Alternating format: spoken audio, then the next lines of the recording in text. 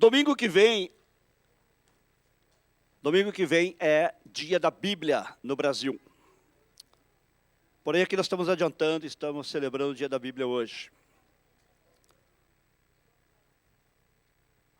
A Bíblia é o livro mais vendido do mundo. A Bíblia é o livro mais lido do mundo. E nesta noite nós vamos ver, será que a Bíblia é a palavra de Deus? Quero falar esta noite sobre evidências de que a Bíblia é a palavra de Deus. Não vai ser uma mensagem expositiva, mas uma mensagem tópica. Procurando responder a esta pergunta e 3 perguntas que se sucedem.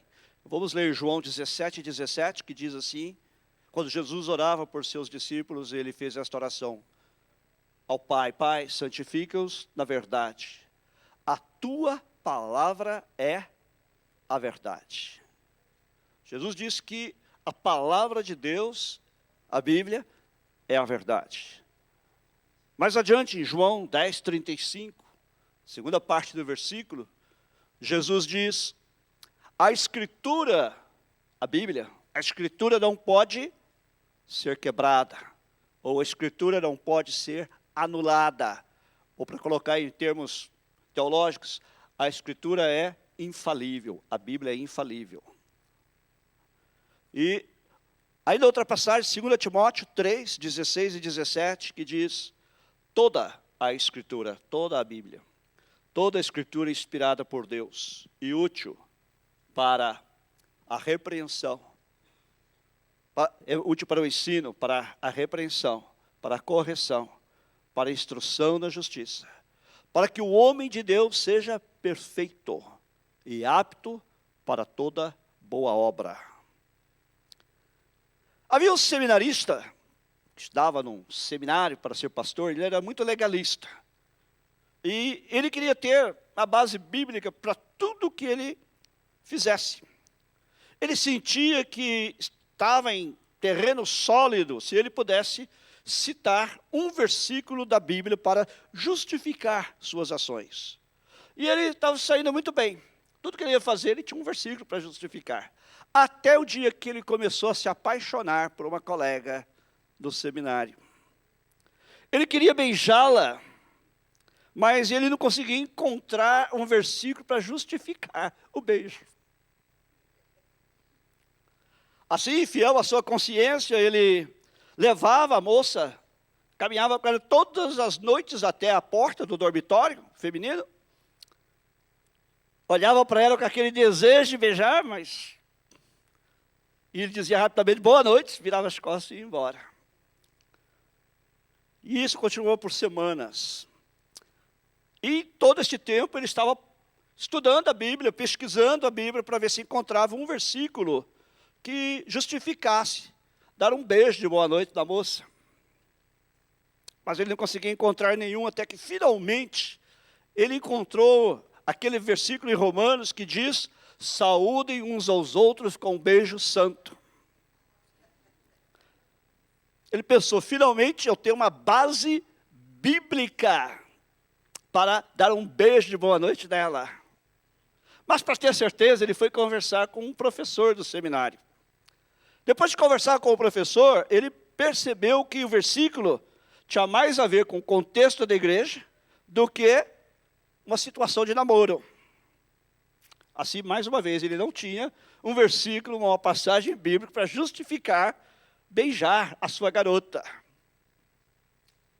E aquela noite ele levou de novo a menina até a porta do dormitório feminino e começou a dar boa noite a ela, quando de repente ela o agarrou, puxou para junto dela e deu-lhe um beijo nos lábios.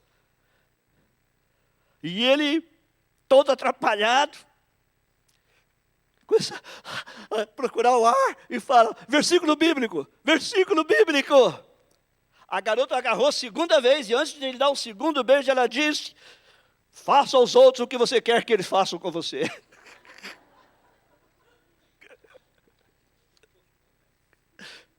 Beijo bíblico. A Bíblia é confiável. A Bíblia pode ser confiada, podemos confiar na Bíblia. A Bíblia é relevante. Existem essencialmente 3 questões que precisamos responder. Primeiro, os documentos que compõem a Bíblia são documentos antigos, são confiáveis. Segunda, eles são historicamente precisos nas suas afirmações. E terceira, a Bíblia é relevante para o dia de hoje?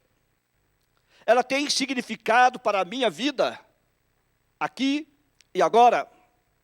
Qualquer pessoa pode acusar a Bíblia de ser falha, mas pode provar? Alguém disse o seguinte: quando me perguntam, a Bíblia está cheia de erros? Eu respondo perguntando, qual é o erro que mais te perturba?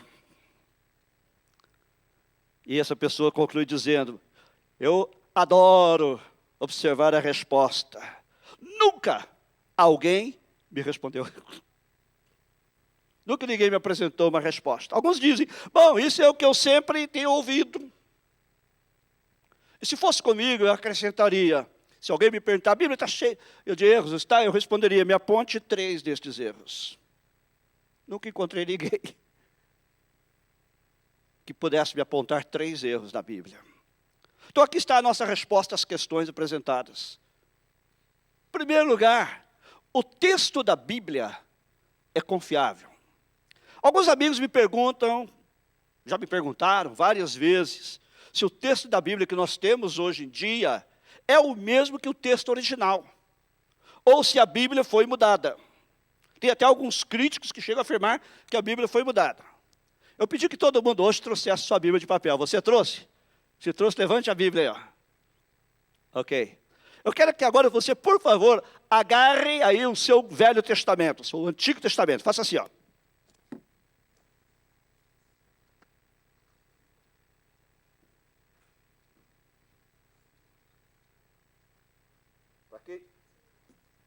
Para quem não sabe, o Novo Testamento começa com Mateus. Geralmente há uma divisória aí, não é?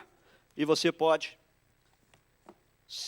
segurar aí o último livro do Velho Testamento. É Malaquias e o primeiro do Novo é Mateus. Todo mundo achou o Velho Testamento? Agarre assim, ó. Só o Velho Testamento. Segura ele todo assim na sua mão esquerda. Esquerda ou direita? Ok? Existem 14.000 manuscritos e fragmentos do Velho Testamento. Se você colocá-los todos um ao lado do outro, você vai encontrar uma variação em cada 1.580 palavras. E 99% são variações de soletração, de ortografia. Lembre-se que a Bíblia foi escrita à mão e foi copiada à mão durante muitos séculos. E às vezes uma pessoa copiando inverte uma letra, ou coloca a letra errada. Algumas letras também são parecidas e às vezes se troca a letra, principalmente no hebraico, que há várias letras parecidas. Mas isso não afeta em nada a integridade do texto bíblico, não afeta nenhuma doutrina da Bíblia. Até 1947, o melhor texto disponível do Velho Testamento era o texto massorético, que ainda existe. Ele foi produzido entre 500 a 900 depois de Cristo. Foi encontrado na cidade de Tiberíades. Isso deixava uma lacuna de 1.300 anos entre o texto massorético e o período em que a Bíblia foi completada. A Bíblia que eu digo aqui, o Velho Testamento, foi completado. Os críticos afirmavam que o texto bíblico tinha sido mudado durante os anos. Até que, em 1947, um menino beduíno chamado Muhammad encontrou os rolos do Mar Morto. Os rolos do Mar Morto são considerados por muitos a maior descoberta arqueológica de todos os tempos. Estes rolos foram escritos entre 250 e 150 antes de Cristo. O que significa que esta basicamente é a Bíblia que Jesus lia. Foi produzida 150 a 250 anos antes de Jesus nascer. Subitamente, então, agora havia manuscritos que eram pelo menos 1000 anos mais antigos e mais próximos dos originais.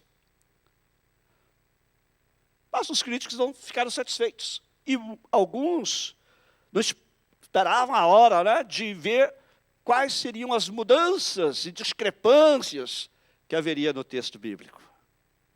Ao invés disso, os estudiosos, os eruditos, descobriram que os dois textos eram 95% idênticos.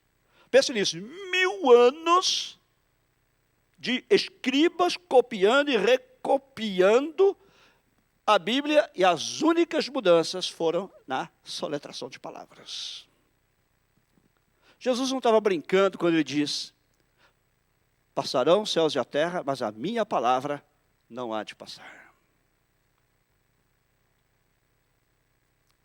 Em outra ocasião ele disse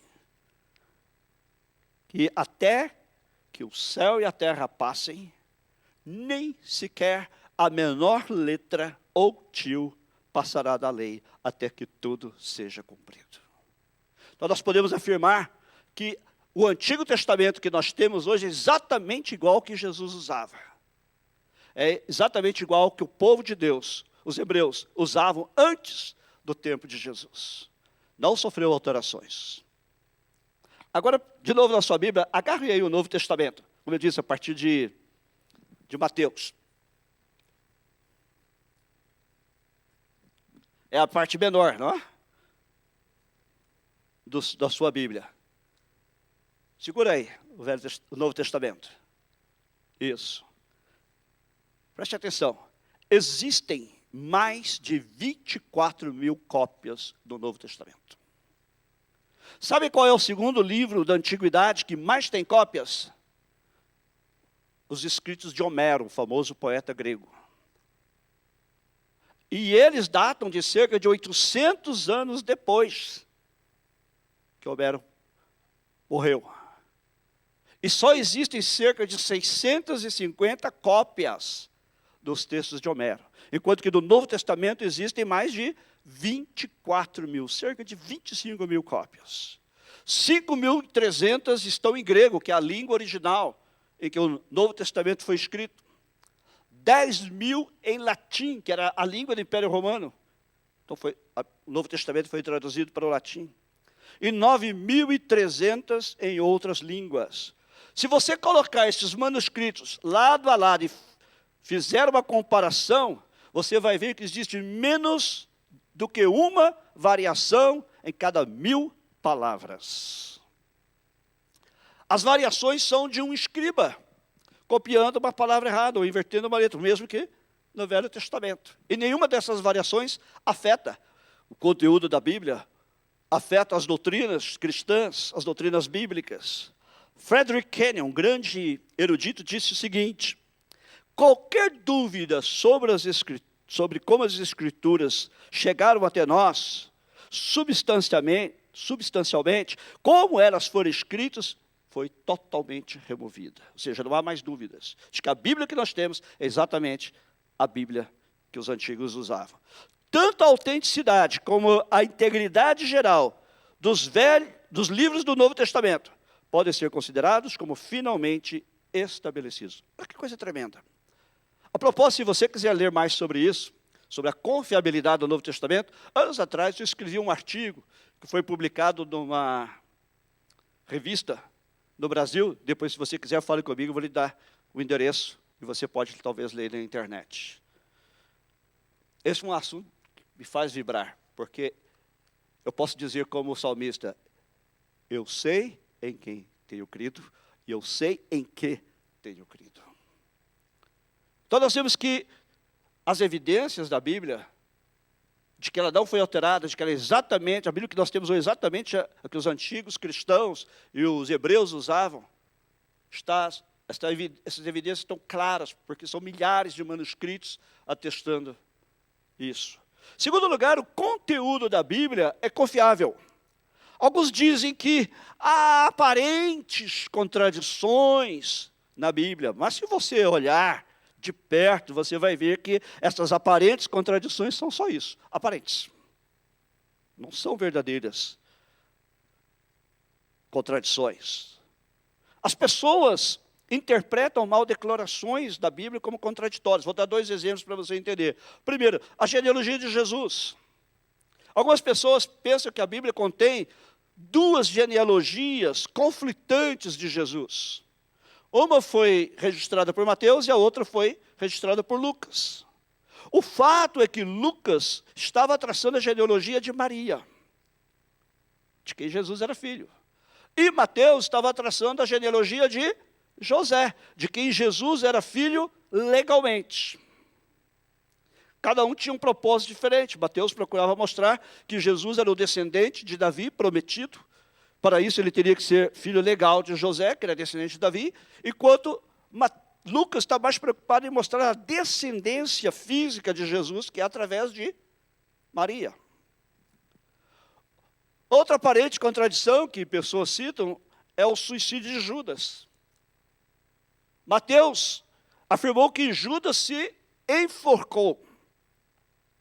E Pedro disse que Judas foi esmagado pelo impacto de uma queda. Enforcou-se ou morreu por causa de uma queda? Mateus não nega a queda. E Pedro não nega o enforcamento.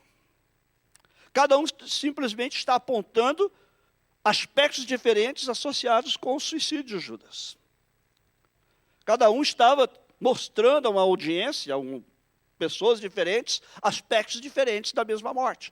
Nós sabemos que Judas se enforcou sobre o vale de Inom, um vale que fica em Jerusalém. Ainda está lá, você pode visitá-lo. E ele se enforcou ali na beirada do vale de Inom, que fica a 40 pés, 12 metros de altura do fundo do vale.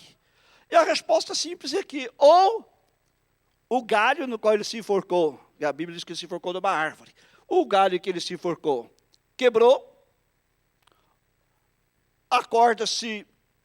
o laço da corda se desfez, ou alguém chegou e cortou de um modo que ele caiu e morreu lá. Ambas as versões são verdadeiras, são aspectos complementares de um mesmo suicídio. Outra coisa, as pessoas também entendem mal, ou até, melhor dizendo, não entendem o impacto daquilo que se perde numa tradução. Você já tentou alguma vez traduzir a palavra saudade para inglês? Impossível. Esta palavra não existe em inglês, como não existe em muitos outros idiomas. Se dizer I miss you, não é a mesma coisa que dizer estou com uma saudade de você. Assim também acontece no grego. Por exemplo, concernente à conversão de Paulo, Atos 9 diz que os homens que estavam com Saulo, depois se tornou Paulo, ficaram sem palavras e surpresos, pois eles ouviram o som da voz de alguém, mas não viram ninguém. Em Atos 9, 22, 9, o apóstolo Paulo, contando essa mesma história, ele diz assim: as pessoas que estavam comigo viram a luz, mas não ouviram a voz. Os críticos dizem, está vendo? Aí há uma contradição. Se há uma contradição na Bíblia, é esta. Entretanto, esta contradição só se encontra na versão em português ou na versão em inglês, porque as nossas versões não conseguem captar o grego. O verbo escutar é akuo. Você possivelmente conhece a palavra acústica, que vem deste verbo. E não é o mesmo verbo nos dois relatos. Em Atos 9, diz que eles ouviram barulho, ouviram som, mas não nos diz se eles entenderam ou não. E Atos 22, 29 diz que eles não entenderam o barulho. De fato, eles ouviram, mas eles não entenderam. Então, novamente, aqui as passagens são complementares e não contraditórias. O grego deixa isso óbvio. Por isso que todo estudante da Bíblia deve conhecer pelo menos um pouco de grego básico. E nos ajuda a entender essas nuances, né? E o autor que escreveu ambos os relatos, Lucas, era médico. Entendia bem de audição, não é? Então ele tinha um grego muito bom, um grego excelente, porque era a sua primeira língua e ele era uma pessoa instruída. E ele não viu nenhum conflito dos seus dois relatos, por quê? Porque ele via perfeitamente que um complementava o outro. Agora a parte que eu mais gosto. Em segundo lugar, a unidade da Bíblia é notável. Você pega a Bíblia, para você ela é um livro de 66 livros. O que talvez você não saiba é que levou 1.500 anos para a Bíblia ser escrita. 40 gerações. E ela foi escrita por 40 autores de todos os estilos de vida. Moisés, que escreveu os 5 primeiros livros, era político. Tem gente que não gosta de político, mas tem político bom também, viu, gente? Josué era soldado. Neemias era um copeiro. Salomão, rei. Daniel, primeiro-ministro. Amós, vaqueiro. Lucas, que já mencionamos, médico. Paulo, rabino. Pedro, pescador. Quando Moisés escreveu, ele estava no deserto. Jeremias estava numa masmorra, numa prisão. Daniel escreveu de dentro de um palácio em Babilônia. Paulo escreveu de uma cela da prisão. Se você for a Roma, você pode visitar a prisão onde Paulo esteve. João tinha sido banido para a ilha de Patmos. Josué escreveu durante os rigores de uma campanha militar. Davi escreveu durante um tempo de guerra.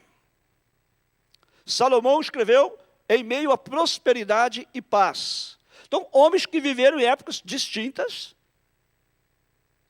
escrevendo a Bíblia, homens de diferentes categorias ou classes sociais, escrevendo a Bíblia. A escrita da Bíblia também envolveu 3 continentes. Parte da Bíblia foi escrita na Ásia, parte na Europa e parte na África, envolvendo 16 diferentes países. E a Bíblia foi escrita em 3 línguas. Muita gente pensa que a Bíblia foi escrita em 2, né? Hebraico e grego. Mas, na verdade, a Bíblia foi escrita em hebraico, aramaico e grego. Apenas uma pequena porção em aramaico. E ela cobre centenas de assuntos. E, entretanto, fala com uma unidade incrível. Como nós já dissemos, você não encontra contradições. Gente, pense bem nisso. O fato de que na Bíblia existe esta completa harmonia não pode ser explicado por coincidência. Como é que 40 autores vivendo em épocas diferentes, países diferentes, continentes diferentes, falando línguas diferentes, iriam escrever em perfeita harmonia? A não ser por intervenção divina. A não ser que houvesse uma mente divina inspirando-os. Também jamais poderiam ter escrito por conluio, porque muitos deles nem se conheciam. Então não houve um conluio entre os autores. Vamos produzir a Bíblia, vamos dizer que é a palavra de Deus. Não, eles eram homens e mulheres que viviam tempos muito diferentes, em lugares diferentes, falando idiomas diferentes. Então não pode ser mera coincidência ou conluio.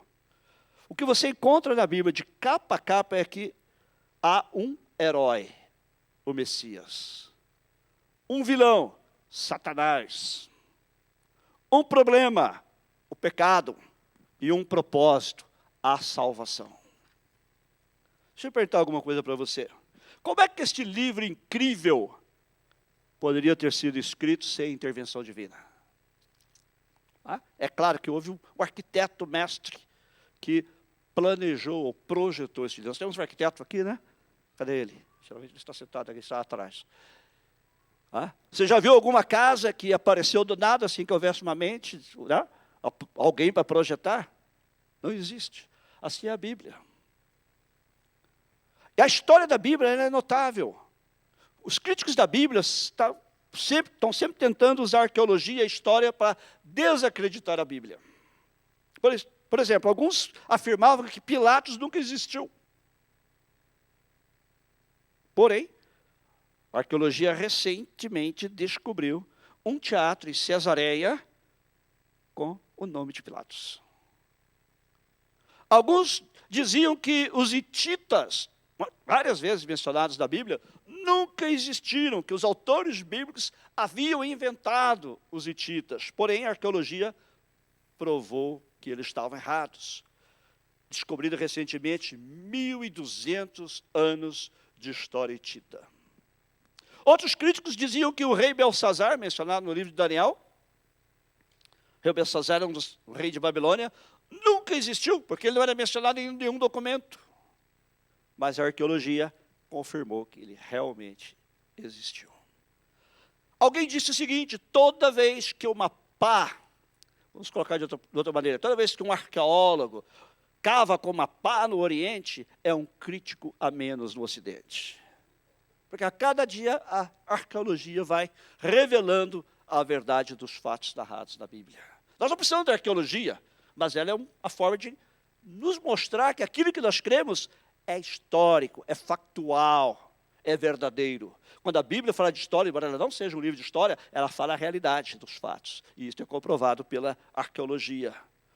Robert Wilson, um homem fluente em mais de 45 línguas e dialetos, disse: eu posso acrescentar que o resultado dos meus 45 anos de estudo da Bíblia me levaram a uma fé mais firme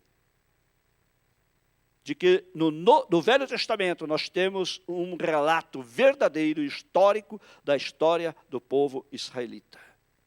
E Nelson Gluck, que é o antigo presidente do Seminário Teológico Judaico, um dos maiores arqueólogos que já viveram, disse o seguinte: eu tenho sido acusado de ensinar a inspiração verbal e plenária da Escritura, da Bíblia. Eu quero deixar claro que eu nunca ensinei isto. Tudo o que eu sempre disse é que em toda a minha pesquisa arqueológica, eu nunca encontrei um único artefato da antiguidade que contradiga qualquer declaração da palavra de Deus. Tremendo. Um homem que nem sequer acredita que a Bíblia é inspirada plenariamente por Deus, que ela é totalmente inspirada por Deus, mas que é o erudito, que vê que não existe nenhum artefato da antiguidade que contradiga o que a Bíblia afirma. Além disso, a profecia da Bíblia é notável. Você sabia que a Bíblia contém 1817 predições ou profecias individuais concernentes a 737 assuntos separados que se encontram em 8.352 versículos. Ou seja, 27% da Bíblia é profecia. São predições proféticas. Para quem não sabe, a Bíblia tem 31.124 versículos. Por exemplo, a Bíblia predisse o renascimento de Israel. Se você ler a história, se você conhece a história, Israel foi primeiramente destruído pelos assírios, depois pelos babilônios, e nunca mais, exceto por um pequeno período de tempo, se reergueu como uma nação. Mas depois vieram os romanos, novamente, tomaram, espalharam os judeus pelo mundo, e por mais de 2000 anos, os judeus não tinham uma pátria própria. Mas a Bíblia diz que Israel iria renascer, Israel iria voltar a ser uma nação. E isto aconteceu em 15 de maio de 1948. A Bíblia é a verdade. As profecias bíblicas são verdade. Outra coisa, a Bíblia predisse a chegada do Messias. O Velho Testamento contém 48 profecias específicas com cerca de 300 ramificações concernentes ao Messias. Preste atenção, cada uma destas profecias foi publicada pelo menos 500 anos antes do nascimento de Cristo. Então, séculos antes de Jesus nascer, estas profecias já existiam. Eu vou citar algumas apenas para que você possa se situar. Miqueias 5:2 predisse que o Messias nasceria em Belém. Isaías 40:3 predisse que ele seria precedido por um mensageiro, João Batista. Zacarias 9:9 predisse que o Messias iria cavalgar um jumento e entrar triunfalmente em Jerusalém, o que aconteceu no chamado Domingo de Ramos. O Salmo 41:9 predisse que o Messias, Cristo, seria traído por um amigo. Se você prestar atenção no relato da ceia, de um lado de Jesus estava na última ceia, João, e do outro lado estava Judas. O amigo mais chegado era o que se sentava mais perto. Por isso que diz que ele, o traidor do Messias, enfiaria a mão no prato com ele e tomaria do bocado molhado. Você que participou da ceia hoje vai entender. Eles pegavam o pão e o molhavam para depois comer. E este homem, o amigo de Jesus, chamado Judas, enfiou a mão junto com Jesus no prato dele e comeu do bocado molhado. Como é que se saberia, cerca de 1000 anos antes, que Jesus seria, o Messias seria traído por um amigo? Zacarias 11:12 prediz que ele seria traído por 30 peças de prata. 30 moedas de prata foi o preço pago por Jesus. A Judas que o traiu. Salmo 22, 16 e 17 predisse que ele seria crucificado 600 anos antes da crucificação ser inventada. Quando o Salmo 22 descreve a morte do Messias, que ele seria crucificado, a crucificação não existia. Ela foi inventada pelos gregos e aperfeiçoada pelos romanos muitos séculos depois. Isaías 53:12 predisse que o Messias seria crucificado com ladrões ou malfeitores, que de fato aconteceu. São 48 profecias, como eu disse, todas elas cumpridas em Jesus. Para quem gosta de matemática, qual é a possibilidade matemática de se cumprirem todas estas profecias numa única pessoa, num único homem? A probabilidade matemática para Jesus cumprir apenas 17 das 48 profecias é de uma chance em 482 bilhões vezes 1 bilhão vezes 1 trilhão. Imagina quantos zeros. Não tem computador, eu creio, que consiga colocar tantos zeros. Esse número não existe, na verdade, na matemática, tão grande que ele é. Pense assim, para você entender melhor. Se cada chance dessas 17 profecias se cumprirem em uma única pessoa, fosse representada, se cada chance fosse representada por um pequeno grão de areia, certo?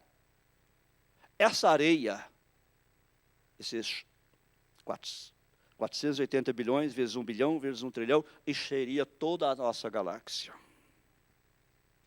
Ok? Agora suponha que você marca 1 grão de areia com tinta vermelha.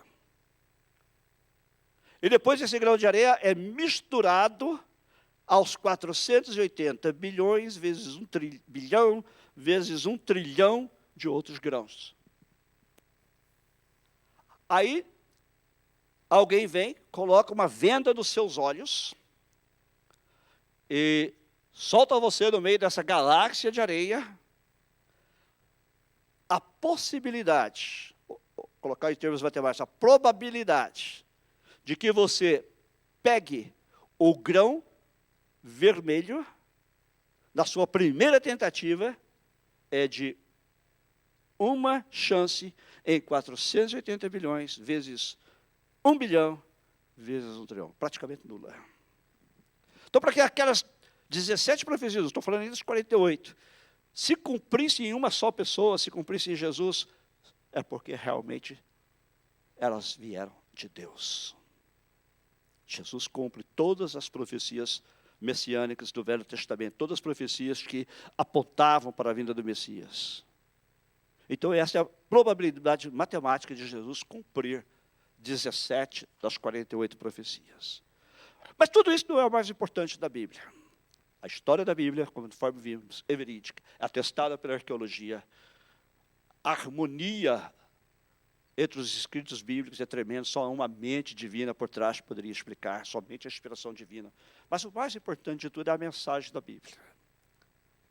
A mensagem da Bíblia é redentora. Em toda a Bíblia, há uma só história. Deus procurando redimir a sua criação.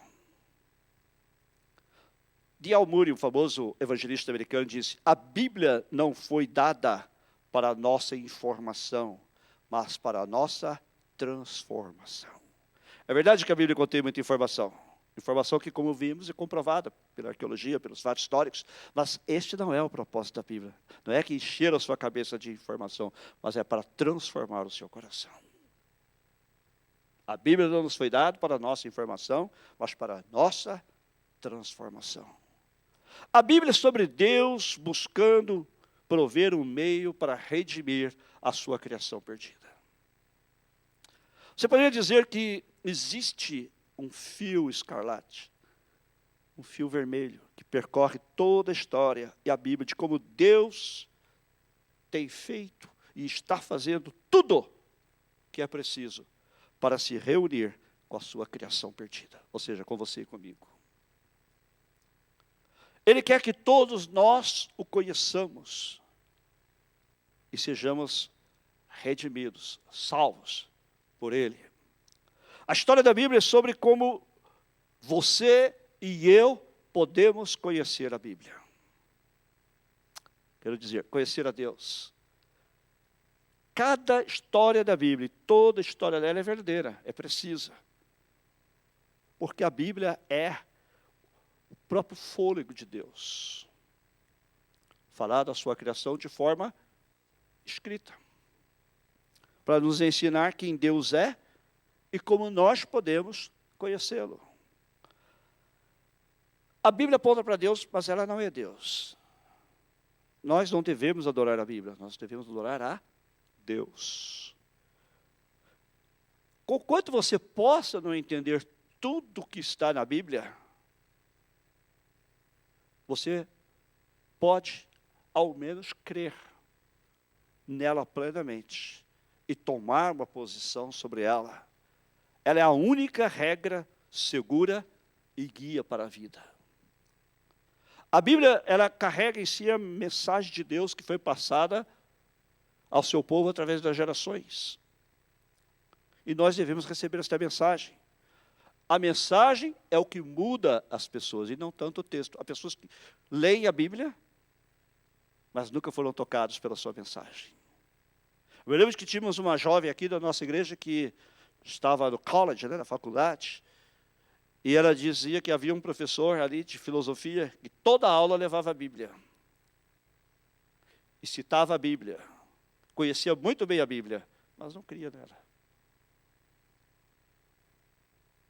Mais importante não é conhecer o texto da Bíblia, mas a mensagem da Bíblia. Agora, isso eu me lembro do começo do Evangelho de João. O Evangelho de João começa dizendo: no princípio era a palavra.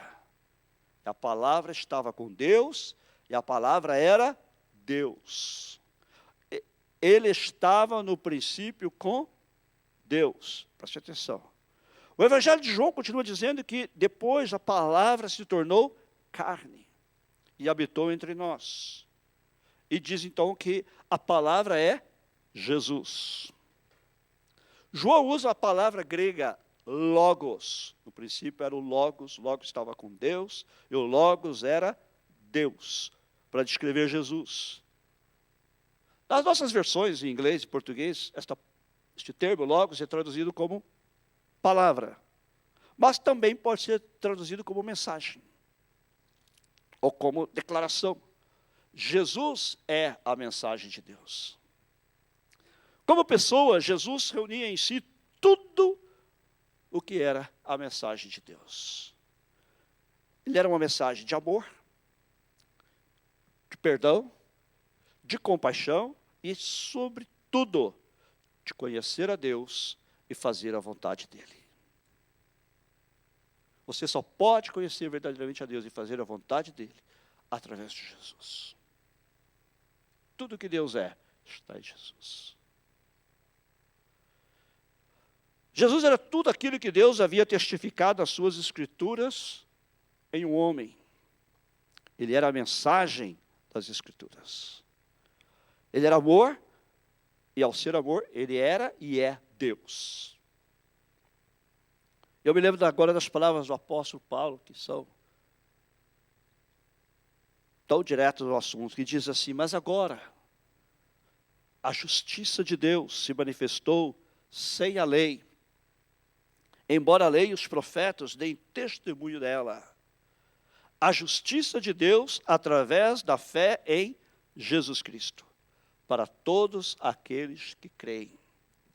Pois não há distinção, pois todos pecaram e destituídos estão da glória de Deus, e são justificados pela sua graça como um presente, através da redenção que há em Cristo Jesus, a quem Deus ofereceu como propiciação pelo seu sangue, para ser recebido pela fé. Para concluir, deixe-me dizer isso, a humanidade precisa de Deus. E Deus abriu o caminho para a humanidade encontrá-lo, através de Jesus. Em retorno, você precisa de Jesus. Eu preciso de Jesus. Nós todos precisamos crer naquilo que a Bíblia nos diz sobre Deus e Jesus. E ao crer nele, nós seremos salvos da pobre condição em que a humanidade se encontra. Quando nós cremos na morte e na ressurreição de Jesus, que celebramos hoje, inclusive através da ceia do Senhor, isso nos salva. Porque a Bíblia diz, todo aquele que crê em Jesus, em seu coração, e confessa com a sua boca que Ele é seu Senhor e ressuscitou dentre os mortos, será salvo. Eu quero encerrar lendo mais uma passagem bíblica, 1 Pedro 1,23 diz, pois vocês nasceram de novo. Está falando a cristãos. Pois vocês nasceram de novo. A sua nova vida não veio dos seus pais terrenos, porque a vida que eles deram a vocês vai acabar na morte. Mas esta nova vida vai durar para sempre, porque ela vem da palavra eterna e viva de Deus. Creia na Bíblia, a palavra escrita de Deus. Creia em Jesus, a palavra viva de Deus. Amém? Creia na sua cabeça, feche seus olhos. Senhor, nós te agradecemos pela tua palavra, que é viva e que é eterna. Tua palavra que não muda, Senhor. Tua palavra que é verdadeira, conforme nós vimos nesta noite, atestada de tantas e diferentes maneiras. Palavra que nos traz salvação.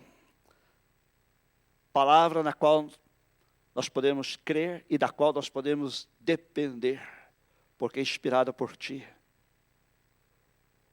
Mas sabemos, Senhor, que não basta reconhecermos que a Bíblia é a Tua palavra, precisamos crer nela.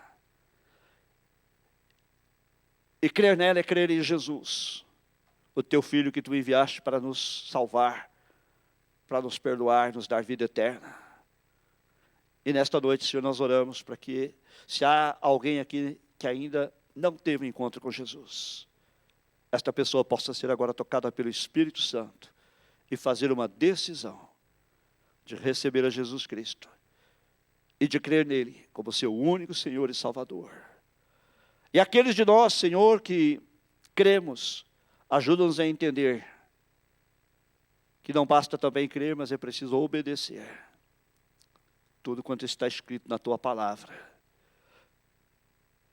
Porque jamais seremos salvos pelas nossas obras, mas as nossas obras atestam a nossa verdadeira fé em Jesus Cristo. Senhor, ajuda a Tua igreja, que nós possamos sempre crer, honrar e pregar a Tua palavra, e exclusivamente a Tua palavra. Que esta seja uma igreja conhecida por pregar a palavra, por ensinar a palavra e por viver a palavra. Em nome de Jesus. Se concorda, diga bem. Amém.